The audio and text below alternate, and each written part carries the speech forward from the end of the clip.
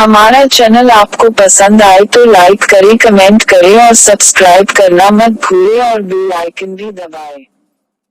समझौते के बाद बुधवार को मृतक का पोस्टमार्टम किया गया, लाश परिजनों के सुपुर्द की।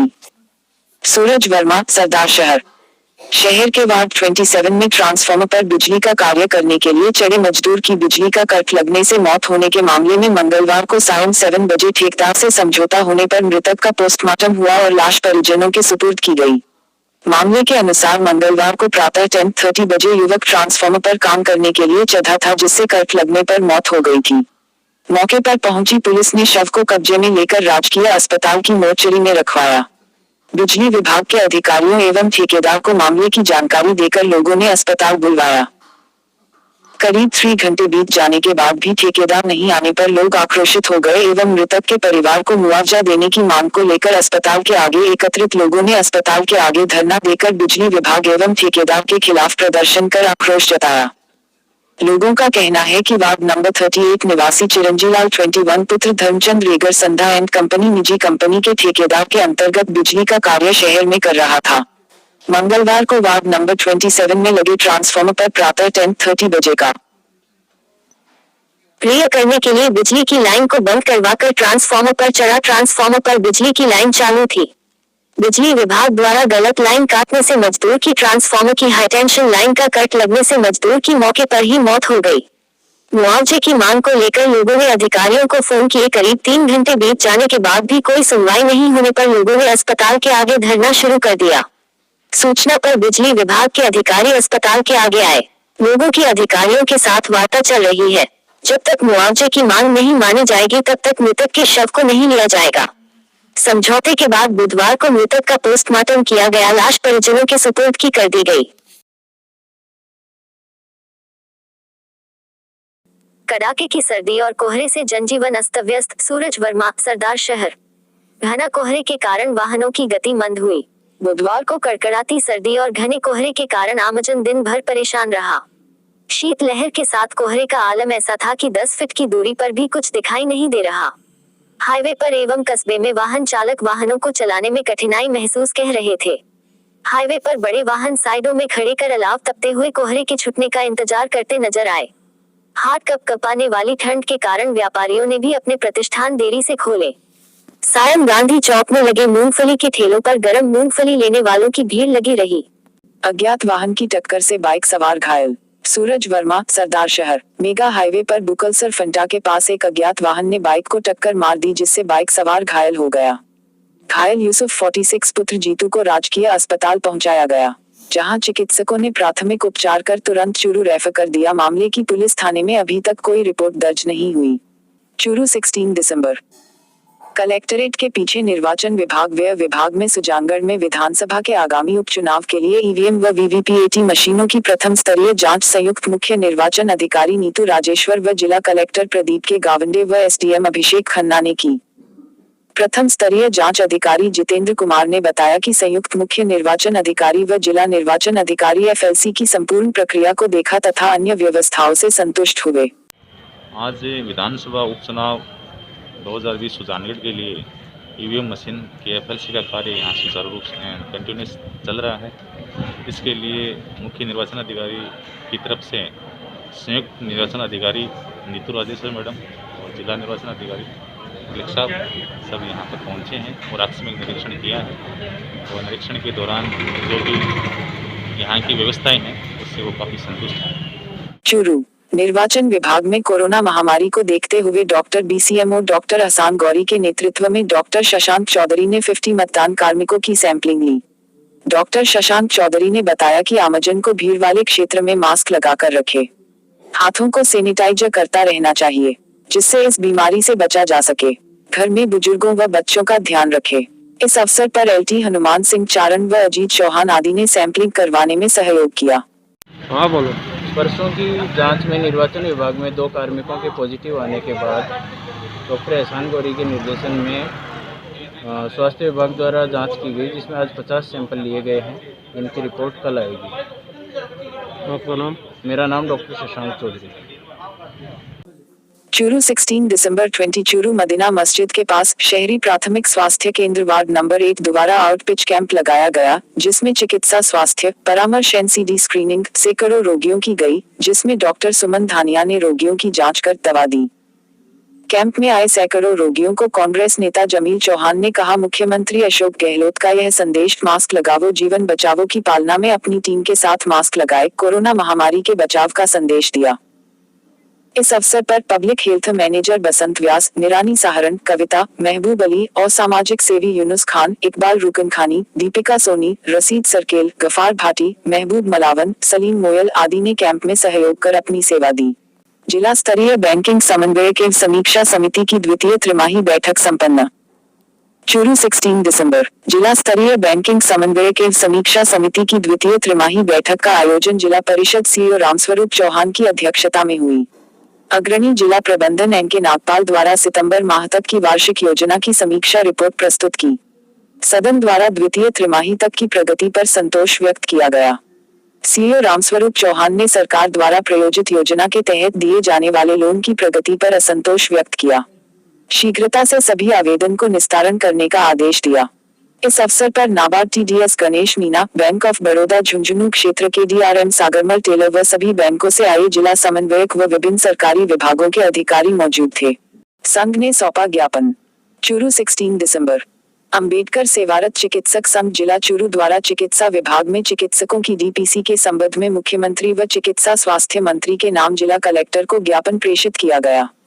चिकित्सालय में राज्य कार्यकारिणी के उपाध्यक्ष डॉक्टर बीएल नायक ने बताया कि 10 वर्षों से लंबित चिकित्सकों की डीपीसी को शीघ्र शुरू करने की मांग की गई।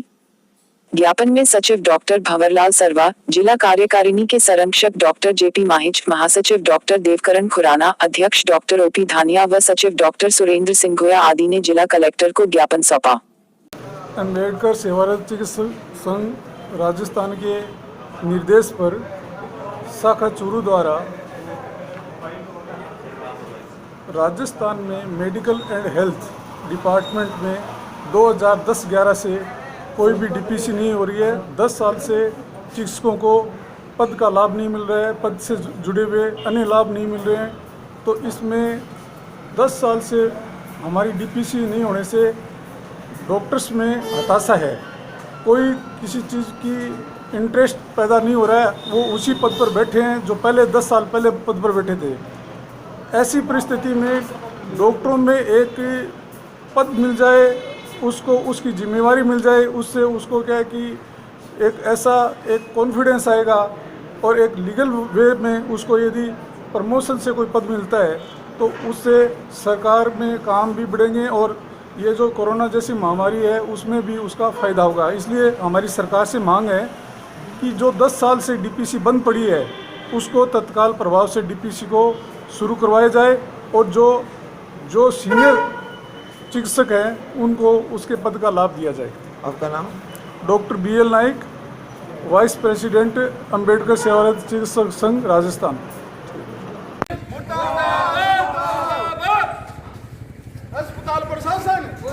चूरू जिला मुख्यालय के राजकीय डीबी अस्पताल के मातृ शिशु अस्पताल में आज प्रसूता को रेफर करने पर उसके परिजनों ने जमकर हंगामा किया। सदर व कोतवाली पुलिस भी मौके पर पहुंची और परिजनों से समझाइश की।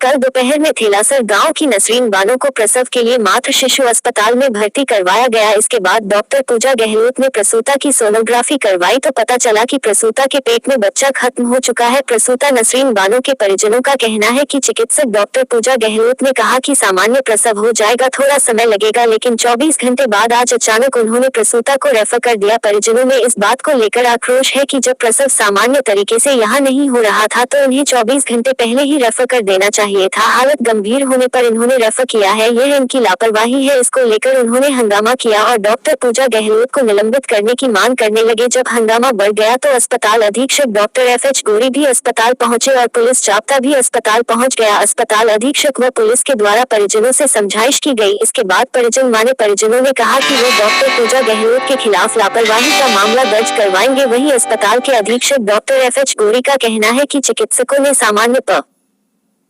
प्रसव करवाने के पूरे प्रयास किए। बच्चा पहले ही प्रसूता के पेट में खत्म हो चुका था, लेकिन हालत गंभीर होने के कारण उसे उचित समझते हुए हाई सेंटर रेफर किया गया है। अब इस मामले की जांच करवाई जाएगी। और इन्होंने आते ही कब सोनोग्राफी कराई, क्या हुआ था? कल 3 सवा 3 के बीच आए। फिर हमें सीधे आके यहाँ पर बच्ची को दिखा दिया, भर्ती ले लिया इन्होंने। भर्ती लेके बच्ची की जांच की लेके मतलब मशीन से जांच की। उसके बाद बोले भाई बच्चे की धड़कन है, वो सुनाई नहीं दे रही है, तो आप सोनोग्राफी लेके आओ। चलो हम लेके आ गए। फिर इनको हमने वो जांच दे दी। जब बोला कि भाई आप इनको एडमिट कराओ। मैं भाई बच्चा इनके नहीं आका सोनोग्राफी कराई तो बोले बच्चा खत्म हो गया। अच्छा, तो फिर इसमें हमने बोला कि भाई अब क्या होगा? बोलो इसको एडमिट करा दो और नॉर्मल डिलीवरी हो जाएगी। कोई रिस्क नहीं। हमने भर्ती करवा दिया।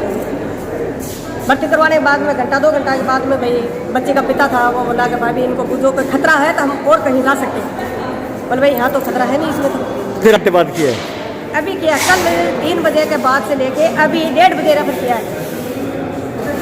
तो क्या है? पेशेंट की हालत गड़बड़ है, खराब है। अब आप कहाँ लेके गए हो? अब इन्होंने तो बोला कि पर्ची बनाएंगे हम, आप बीकानेर लेके दो। और हमने कहा कि भाई हम सीकर जाएंगे, जब बीकानेर जाने के अंदर टाइम लगता है। हमारी बच्ची बोल रही थी। अब कहाँ ले गए हो आप? किस जगह? सीकर ले गए हो? सीकर लेके गए। अभी तक उनका वहाँ चाहते हो? अब हॉस्पिटल से चाहते हैं कि अभी हम 1-2 मिनट के पहले तो बोल रहे हैं कि ठीक है तुम्हारा मरीज, और अब करें कि जाओ 1 मिनट में थोड़ी अब कहाँ जाएंगे? आपका नाम? मेरा नाम मोबिन बानो है। मोबिन बानो। अब हमारी बात हुई कि मैं रात में 10 बजे आपको फिर स्टॉप आया। बच्चा आया, बोले हम बड़ी मां बूझ गया अपने भाई ने कोई खतरो है तो अपन आके चल जाओ। मैं गई दे मैं कौन सी मैं तो भाई एक तो पूजा नाम की, एक बार मैं बिमला या कुणी मन बेरों को नहीं है, मैं नाम को जानू। मैं मैडम जी देखो बात आया कि हमारी बच्चों तो खत्म है और मैंने पता है, लेकिन थे मन आप बता दो हमारी बच्ची ने खतरो नहीं हुआ या खतरो है तो मैं ना कर ले जा सका। बोले भाई अलग लेके जाओ तो थे थारी मर्जी से जा सको, नहीं थाने कोई खतरो। नॉर्मल डिलीवरी है बा मैं मोड़ा तक करा जाऊंगा, मोड़ा तक करा जाएगा। डॉक्टर माना इतनी दे दिया पापा ने जब आप हॉस्पिटल में रह जावा जब मैं हॉस्पिटल में रह गया। रात में 12 बजे फिर सुबह मैं 5 बजे आई लेके 5 बजे लेके आई। जब बोले आंटी जी चिंता करने की जरूरत कोई माता जी लगाई भी से कुछ दर्द चालू हो गया। रात में कुछ लगाई एक बाटली बाबी नॉर्मल में कितने का कोई 2 मिनट से एक बूंद पड़े पूरी रात के लिए। फिर मैं रात में माने नहीं संभाली नहीं मारकर आई तो पर को केक आई तो मैं रात में पेशेंट है क्या हुई एकदम से माने 1 घंटा बाद में 2 बजे 1:30 बजे माने कहे हेलो कोई रीजन को नहीं अचानक माने कहे भी की बात शुगर की जांच करवाई बा लेके आया जब देता है कहे कि बस जो मेरे पर करती और बीकानेर जाओ भी को क्या तरीको है शुगर ज्यादा है। थारा नाम? 65 ने बिल्कुल नहीं संभाले रात में। थारा नाम? मेरा नाम मोबिन मानो, पूर्व सरपंच। वो शुगर है वो कल 164 था और आज 167 है। 3 पॉइंट अगर शुगर एक्स्ट्रा हो जाता है। ये बोल रहे हैं मैं रेफर करने का रीजन क्या दे रहे हैं तो आपकी शुगर तेज है, शुगर तेज है तो ये शुगर तेज होने का बहाना करके ये हमें यहाँ से रेफर कर रहे हैं। रेफर कर दिया अब अटरकार अब कहाँ जाए आप बताइए? कोई रीजन नहीं इनके पास। ये शुगर है ना वो हाई है। शुगर कल अब 1 घंटा बाद रखा, अब बात कर रखा डॉक्टर वो बात करने का नहीं आ रहा। दूसरी बात जी पूछा है एक बार भी संभाले नहीं है कोई नर्स भी रख रहे हैं, लेकिन अभी भी कोई उच्च अधिकारी या कोई डॉक्टर यहाँ आके हमें ये नहीं पूछा कि आपकी मांग क्या है या क्या कर रहे हो आप। यहाँ नर्सिंग स्टाफ बैठा है, एक सिक्योरिटी गार्ड बैठा है, वो तो यहाँ जाते कहता है उधर चलो और वो नर्सें बैठी हैं। नर्सों के अलावा इस हॉस्पिटल में डॉक्टर आते ही नहीं है, वो अपना प्राइवेट हॉस्पिटल चलाते हैं और रात को भी इनको 1-2 बार सुई लगवाने हैं तो मरीज को वहाँ लेके आओ इनके चैम्बर में, वो खुद चला के वहाँ तक नहीं आ सकते वार्ड में। ये फैला रखा है। अभी 1 घंटे हो गए इन्होंने अपनी मांग बोल रहे हैं लेकिन कोई सुनने ही नहीं आया। अभी कोई आया ही नहीं। डॉक्टर को एपीओ कराना चाहते हैं हमें, तो हमारी कोई बात ही सुनने नहीं आ रहा है। कहाँ जाए हम? आदमी माई नहीं जा सके, कोई औरत माई नहीं जा सके। अब थे गलत हो इसका, मैंने मेरा ही चीज को आप गलती करी है। गलती अपनी 24 घंटा माने डॉक्टर माने काटी है। अरे डॉक्टर माने जगह माने करनी कौन बताइए कि शुगर आई है, 100 से कौन सी आई हो? मर्जी है, फोन तो कौन डाली? अब की सवाल हमने क्या है पूरा मामला, क्या कहेंगे? नसरीन कोई रतन नगर से डिलीवरी केस के रूप में भर्ती थी। उसमें बच्चा कल से ही डेड बताया गया था। नॉर्मल डिलीवरी का यहाँ प्रयास किया गया। डॉक्टर पूजा गहलोत के अंडर इजाज़त थी और बाकी इलाज चल रहा था। संभावना ये थी कि उसकी नॉर्मल डिलीवरी कराने का प्रयास किया गया कि चलो ऑपरेशन नहीं कराना पड़े, लेकिन शुगर लेवल दोबारा कराने पर और जांच दोबारा कराने पर डॉक्टर ने ये उचित समझा 1 बजे के आसपास कि इसके हायर सेंटर पर अगर कराई जाए तो बेहतर रहेगा। बच्चा तो सुरक्षित नहीं था, बच्चा तो पहले से ही डेड था, लेकिन माँ को कोई खतरा नहीं रहा। इसकी सेफ्टी के लिए उसने ये डिसीजन लिया था। परिजन उस टाइम तो मान गए थे और बच्ची को शायद रेफ़र भी कर दिया था टाइमली, तो बच्ची को लेके भी गए। मुझे करीब 3:30 बजे घर जाने के बाद पता चला कि वहाँ उनके कुछ रिश्तेदार लोग ये कह रहे कि हमें टाइमली पहले रेफ़र करना चाहिए था, पहले भेज देते तो बढ़िया रहता। मैंने आकर मामले की जांच की। डॉक्टर मनोज जी उपनियंत्रक भी मेरे साथ हैं। तो पता ये लगा कि डॉक्टर ने ये बताया कि मरीज को यहाँ ट्रायल दी जा सकती थी, ऐसी संभावना लग रही थी। इसलिए उन्हें अननेसेसरी नहीं उनको जाना पड़े, इसलिए प्रयास किया गया, लेकिन उसमें सफलता इसलिए नहीं मिली कि सुबह जो दोबारा जांचें कराई गई उसमें उसकी स्थिति ठीक नहीं थी। इसलिए सेफ्टी के लिए आज से उसको रेफर किया गया। मरीज के परिजन असंतुष्ट इस बात से हैं कि हमें अगर रेफर करना था थोड़ा जल्दी कर देते तो बढ़िया रहता। अब ये परिस्थिति एक मेडिकल साइंस में अजीबोगरीब की है कि किसी को जल्दी रेफर कर देते हैं तो वो ये डिमांड करते हैं।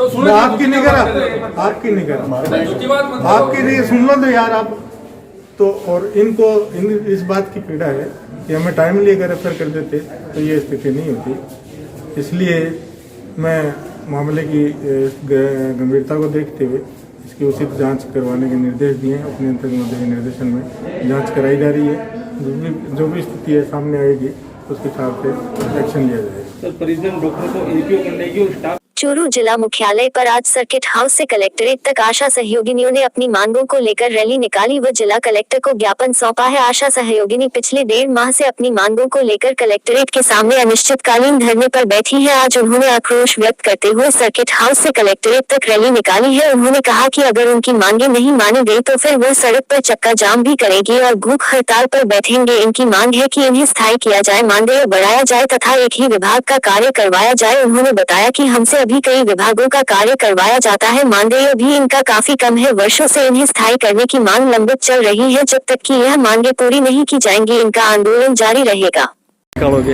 आज हमारी मांग ये है कि आज माने करीब 1.5 महीना हो गया हड़ताल पर बैठा है और सरकार हमारी एक ना सुनी। और हमारी मांग ये है कि सर्किट हाउस लेके और कलेक्टर तक रैली निकालेंगी और हमारी मांग परमानेंट की है और 2 भाग में जोड़ रखी है सरकार, माने 1 भाग में जोड़े जावे।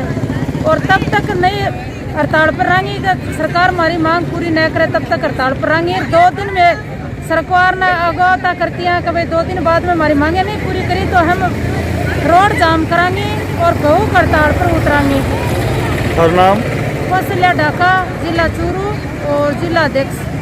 चूरू जिला मुख्यालय पर आज महात्मा गांधी नरेगा कार्मिक संघ ने अपनी मांगों को लेकर मुख्यमंत्री के नाम जिला परिषद के मुख्य कार्यकारी अधिकारी को ज्ञापन सौंपा है। इनका कहना है कि महात्मा गांधी नरेगा योजना में आज से प्रारंभ होने वाले विशेष अभियान पूरा काम पूरा दाम का नरेगा कार्मिक बहिष्कार किया। उन्होंने कहा कि हम नरेगा कार्मिकों की वर्षों से विभिन्न लंबित मांगों के संबंध में नरेगा कार्मिकों के द्वारा सरकार के समक्ष कई बार ज्ञापन व आंदोलन के माध्यम से अपना पक्ष रखा गया व सरकार के उच्चतम स्तर के द्वारा बहुत बार हमारी मांगों के पक्ष में क्रियान्वयन की बात कही गई, परंतु अभी तक किसी भी तरह का आदेश जारी नहीं किया गया है, जिसके कारण हम नरेगा कार्मिकों के मन में भारी रोष व्याप्त है। उन्होंने कहा कि सरकार के द्वारा हमारी मांगों के पक्ष में कोई निर्णय नहीं किए जाने के कारण आज से महात्मा गांधी नरेगा योजना में प्रारंभ होने वाले विशेष अभियान पूरा काम पूरा दाम का हमारी मांगे पूर्ण होने तक समस्त नरेगा कार्मिक इस अभियान का पूर्ण बहिष्कार किया है।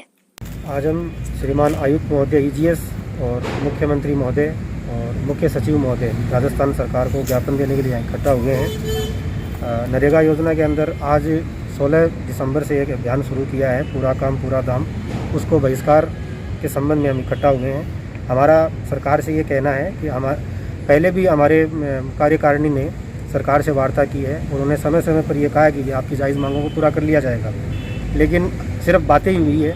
हमारा सरकार को यह कहना है कि हमारी जब तक उन मांगों को मतलब पूरा नहीं किया जाएगा तब तक हम इस अभियान का बहिष्कार करेंगे। आपका नाम? आसिफ अंसारी। हमारा चैनल आपको पसंद आए तो लाइक करें, कमेंट करें और सब्सक्राइब करना मत भूलें और बेल आइकन भी दबाएं।